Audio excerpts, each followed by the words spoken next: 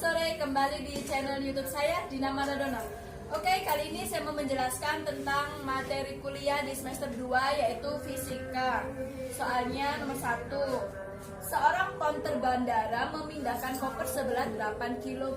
Oke, berat kopernya ya 8 kg, kita tulis. Dari truk dengan cara meluncurkannya dari atas papan, yang dianggap licin. Papan disandarkan pada kargo truk dengan kemiringan 40 derajat. Oke, dari kemiringannya ini ya, 40 derajat. Oke. Jika jarak lantai dan koper 4 meter dan percepatan gravitasinya 10 meter sekon, hitung percepatan dan waktu yang diperlukan koper untuk sampai di lantai. Nah, kayak gini pembahasannya.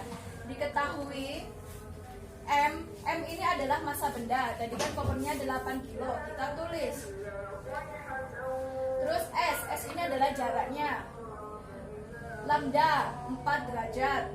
Terus ini G, yaitu percepatan gravitasinya. Ditanyakan A percepatan dan T waktu. Oke, sekarang kita ke pembahasan pertama. Dijawab. Ini rumusnya ya. F sama dengan M kali A. Jadi berat ini 8 kilo dikalikan A. Ini kan diketahui. Lanjut. W dikali sin 4 derajat, M dikali G dikali sin 4 derajat. Jawabannya 10,7 A. Jadi nilai A adalah 7 meter sekon kuadrat. Jadi koper tersebut meluncurkan ke bawah dengan kecepatan 7 meter sekon. Oke, sekarang ke pembahasan keduanya. Yang ditanyakan T ya. Kita fokus ke T-nya. Maka rumusnya seperti ini. Oke, jelas ya. Jadi ST sama dengan setengah AT pangkat 2. Di sini turun ya.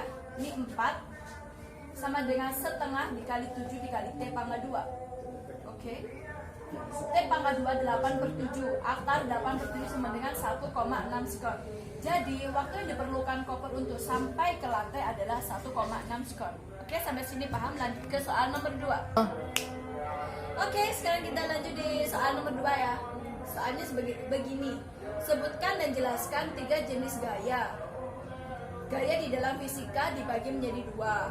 Oke, yang pertama gaya sentuh dan gaya tak sentuh. Oke, untuk gaya sentuh kan pasti kalian tahu ya. Contohnya kayak gaya otot gitu.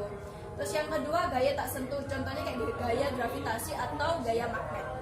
Selanjutnya untuk gaya otot. Contohnya kayak kita mendorong lemari. Jadi kayak misalnya ini ya, kita dorong gitu. Nah, itu termasuk gaya otot. Terus yang kemudian gaya gesek. Kalau gaya gesek itu kita bisa cari sampel sepeda motor, oke ya, dari ban ke ini aspalnya, kayak gitu. Itu termasuk gaya gesek. Terus yang berikutnya adalah gaya gravitasi. Contoh gaya gravitasi itu kayak gini. Nah, itu gravitasi. Yang ketiga adalah gaya magnet. Gak paham sih kalau gaya magnet ya kayak gitu. Oke, sekian pembahasan yang soal nomor 2. Sekarang lanjut ke nomor 3. Oke, lanjut ke soal nomor 3. Jelaskan bagaimana hubungan matematis antara gaya berat atau W dengan massa atau M. Jelaskan perbedaan keduanya dengan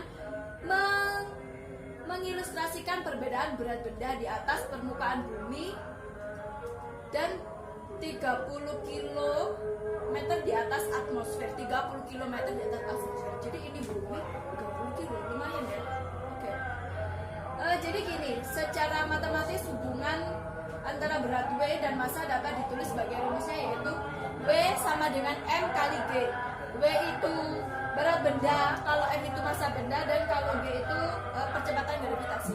Jadi contohnya kayak gini, antara berat saya di bumi itu 80 kilo dan di bulan itu berat saya itu beda karena itu dipengaruhi oleh gaya gravitasi. Jadi antara bumi dengan bulan itu ada perbedaan ya karena adanya gravitasi itu. Oke, sampai sini bisa dimengerti?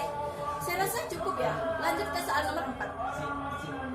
Oke, sekarang lanjut di soal nomor 4 ya. Ini soalnya. Ini grafiknya.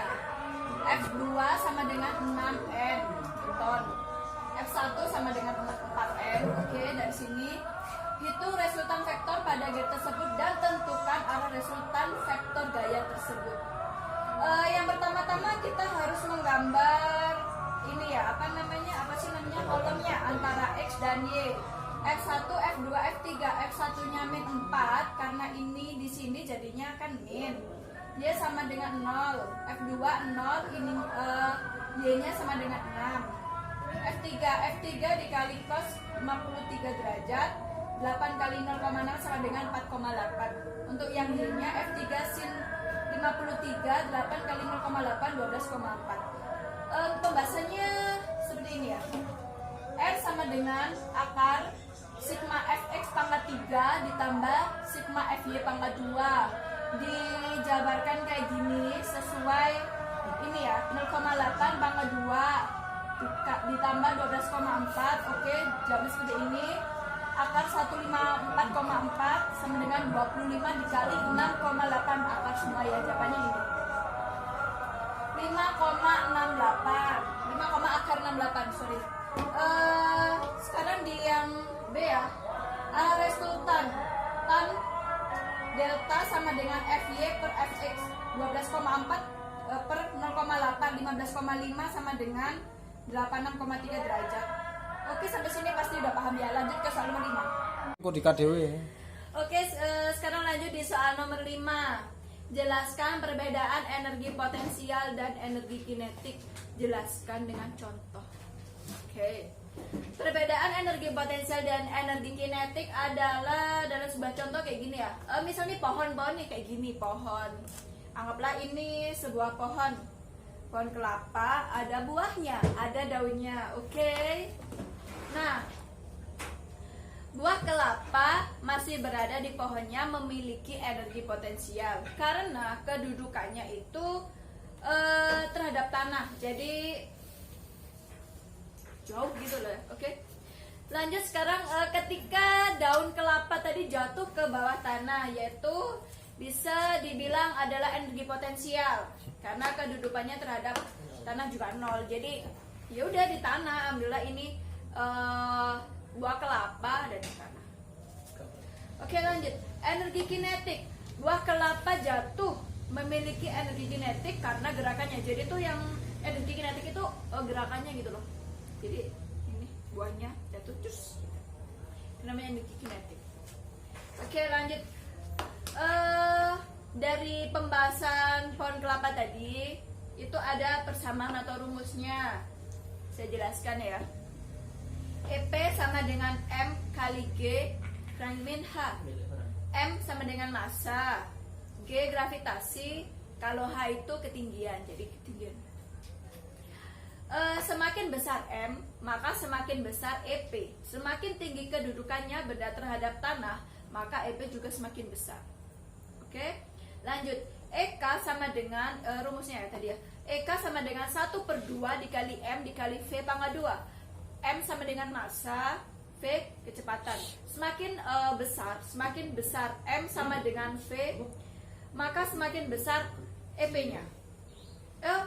Maka semakin besar M sama dengan V, maka semakin besar EK-nya. Oke, sampai di sini saya harap penjelasan saya cukup nyambung ya, dan pasti rekan-rekan bisa memahamilah penjelasan dari saya. Oke, kalau gitu cukup di sini ya. Selamat belajar, semoga sukses dengan jangan lupa subscribe channel saya. Thank you, selamat malam, bye.